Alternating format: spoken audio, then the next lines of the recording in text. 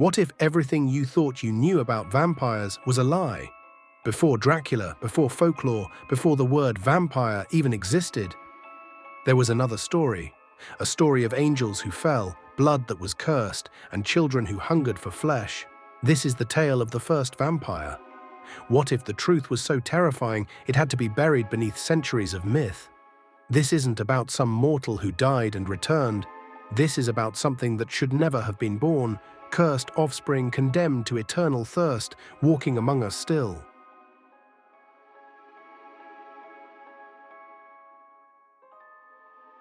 Why did every ancient civilization, separated by vast oceans and centuries, independently fear the same nightmare? Long before Christ walked the earth, before Moses parted the Red Sea, cultures across the world shared identical terrors of beings that hungered not for food, but for the very essence of life itself. These were not coincidences born from shared superstition. They were warnings carved in stone and whispered in sacred texts. In the cradle of civilization, Babylonian priests trembled as they spoke of the Akimu, restless spirits of those denied proper burial. But could mere ghosts truly drain the life force from the living with a single touch? Texts describe them leaving behind hollow shells of flesh, victims' souls devoured, wandering endlessly with an unquenchable thirst. From these same ancient texts emerged Lilitu, whose name would echo through millennia as the dreaded Lilith. Was she merely a demon of seduction, or something far more tragic? They describe a creature of impossible beauty, cursed with blood hunger, compelled to hunt in darkness.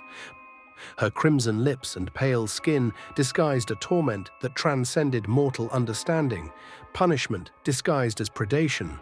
Furthermore, when these myths traveled westward, they transformed but never lost their core terror. Lamia, once a queen beloved by Zeus himself, was twisted by divine jealousy into something monstrous. But why would the gods create such abominations? Cursed by Hera to devour children and feast on innocent blood, Lamia's story reveals a disturbing pattern. Divine intervention creating hunger as punishment. Beauty corrupted through celestial wrath.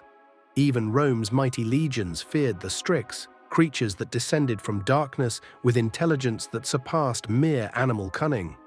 These beings could speak, seduce, and choose their victims with deliberate calculation. They mimicked the cries of infants to lure mothers into the night, only to drain both child and parent of their life's essence. Do you see the pattern emerging? Across continents and centuries, humanity remembered the same truth. Beings cursed by divine forces, condemned to feed on blood as eternal punishment.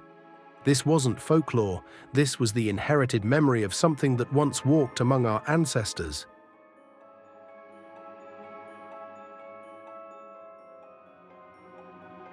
What secret was so dangerous that the early church banned it from the Bible itself?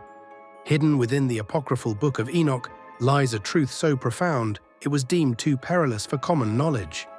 This forbidden text speaks of the Watchers, 200 angels sent to observe humanity who committed the ultimate transgression against heaven's law. But what could drive celestial beings to abandon their divine nature? It reveals their downfall. They saw mortal women, desired them, and crossed a forbidden line. Led by Semjaza and Azazel, these Watchers descended from their celestial realm, taking human wives in unions so forbidden they shattered the very foundations of divine order. From these blasphemous couplings were born the Nephilim, giants who possessed immense power but carried within them a fractured nature that demanded terrible satisfaction. Neither fully human nor truly divine, these beings developed appetites that their mortal mothers could not comprehend and their angelic fathers could not control. They became the first to taste blood, driven by hunger beyond mortal need. But what happens when beings of such power are destroyed? When the great flood swept the earth and the Nephilim perished, their spirits faced an unprecedented dilemma. Too divine to truly die, too human to ascend to heaven, they became something entirely new, unclean spirits condemned to wander the earth in eternal torment. The Book of Enoch describes these entities as creatures that attack humanity, feeding on flesh and blood, never satisfied, never at peace. Could this be the true origin of vampirism? These cursed spirits possessed hungers born not from evil, but from their impossible existence. They could taste but never be satisfied, could feed but never find fulfillment. Their very being became a living reminder of divine law violated, love transformed into eternal punishment. In Jewish and Christian traditions, these wandering Nephilim spirits were explicitly connected to the blood-drinking demons that haunted human nightmares. They were not undead humans rising from graves. They were heaven's lost children, seeking what they could never possess: peace. If you're enjoying this dive into forbidden history, hit that subscribe button and ring the notification bell, because the darkest truths are always hidden in plain sight.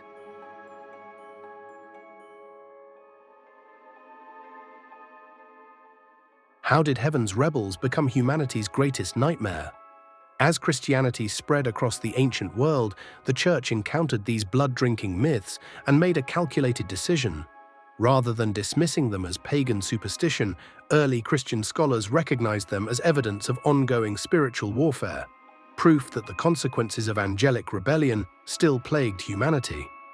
But why did the Church become obsessed with blood's sacred nature? Medieval theologians understood something profound. Vampirism represented more than physical consumption. It was spiritual corruption incarnate, the theft of life force that belonged to God alone. These creatures didn't just drain blood, they devoured souls, defying divine order with every feeding. The Church's obsession with bloodline purity stemmed from a terrifying realization: could the corruption of angelic human unions still contaminate humanity? Vampirism became associated with the lingering curse of forbidden breeding, a spiritual infection that could pass through generations. The sins of the Watchers had created a hereditary curse that transformed divine love into demonic hunger. Nevertheless, by the medieval period, vampire superstition had evolved beyond simple fear of the undead. Those who died outside church grace were said to rise as vampires, but why? Because they shared the same spiritual exile as the Nephilim, cast out from divine mercy, unable to find peace in death. They wandered as living reminders that some transgressions echo across eternity. Every vampire legend, every blood-drinking myth, every story of the undead contained fragments of this original truth. These weren't tales of risen corpses, but inherited memories of the Nephilim spirits, heaven's lost children still paying the price for their father's rebellion. The vampire had never been created by bite or curse, but born from love that defied divine law. What if every vampire story you've ever heard was actually a distorted echo of this cosmic tragedy?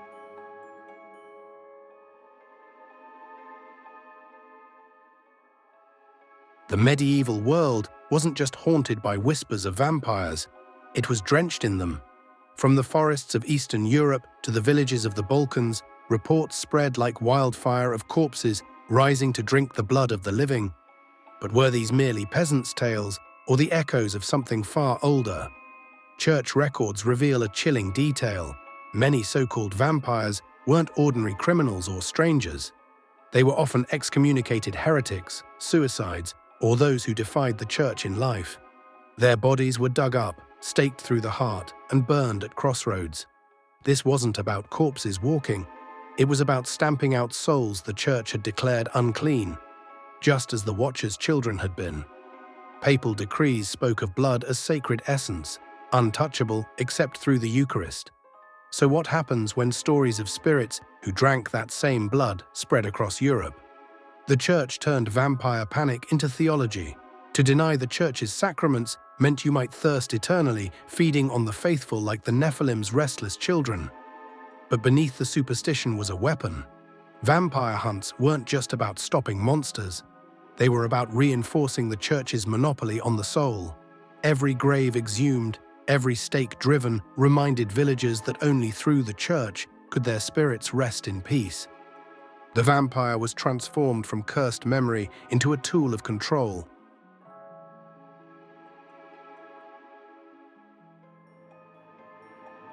Why does every vampire legend obsess over blood? Because blood was never just a symbol, it was power. In Scripture, life is in the blood. In rituals, covenants are sealed with it.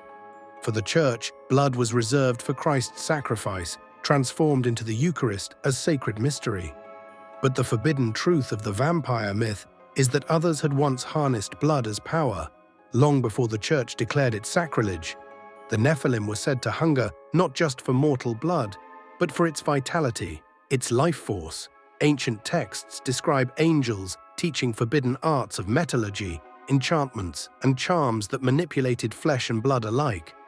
To spill blood was to manipulate divine essence, to touch the forbidden spark of creation. So imagine the terror for medieval clergy. The Eucharist demanded obedience and ritual, but vampire tales suggested blood itself carried power outside the church's control. To drink it, to take it, to channel it, meant bypassing priestly authority entirely. That wasn't just heresy, it was rebellion written in flesh. No wonder every vampire story turned blood into both curse and temptation. It was the one resource the church couldn't monopolize, the one sacrament nature itself provided. In every legend of thirsting immortals, we see the shadow of an ancient truth, that blood could empower mortals in ways the church could never allow. If this hidden origin of blood drinkers shocks you, just wait. The church's darkest fears are still ahead. Subscribe now and turn on notifications, because what comes next will change everything you thought you knew about vampires.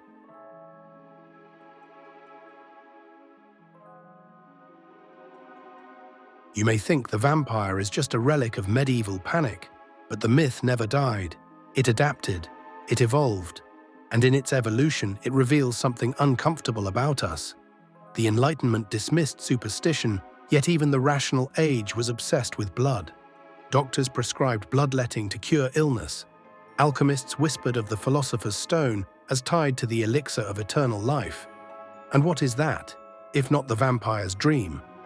In the 18th century, waves of vampire hysteria swept through Austria and Serbia so violently that even Empress Maria Theresa ordered investigations. Scholars documented corpses with no decay, fresh blood at their mouths, and still could not explain it. By the 19th century, the vampire became literature's darling. But behind Gothic novels and romantic fantasies lay something older, an archetype humanity refused to bury. Dracula wasn't just a monster, he was a memory resurfacing in a form palatable to modern readers. And even today, in an age of science, the vampire endures. Geneticists study vampire diseases, rare conditions causing light sensitivity and iron hunger. Subcultures drink small amounts of blood for vitality. Films and novels glamorize immortality, power, and thirst, as though the myth has always been waiting to reassert itself. But if the oldest stories were true, if the first vampires were the restless spirits of the Nephilim, then maybe our obsession isn't just fascination, maybe it's recognition. A memory in our blood of ancestors who once feared, or perhaps even carried, the curse of heaven's lost children. So ask yourself, do we keep telling vampire stories because we enjoy fear, or because somewhere deep down, part of us remembers? So the question isn't when the first vampire was created, it's when the first vampire drew breath. Not in some moonlit graveyard, but in the moment a watcher's child opened eyes that reflected neither heaven nor earth, but something eternally caught between. For thousands of years, whispers of their hunger echoed through cultures, resurfacing in ancient Babylon, in the halls of Rome, in medieval villages where the church sharpened its stakes in fear of the curse returning. From the Nephilim to the bloodlines of kings, from forbidden scriptures to modern folklore, the shadow of that first vampire never faded.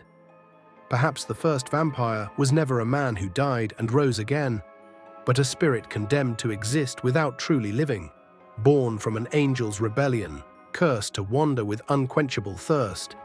Their hunger serves as an eternal reminder that some sins demand payment not in fire or flood, but in endless longing, a punishment that echoes through blood and memory until time itself ends. The next time you feel unseen, eyes watching from the darkness, remember this. You might not be sensing the undead. You might be feeling the gaze of heaven's abandoned children, still wandering, still hungry, still paying the price for their father's forbidden love. And here's the twist. What if the curse still flows through bloodlines today, dormant but never truly dead? What if some hungers can never be satisfied, only quieted for a time?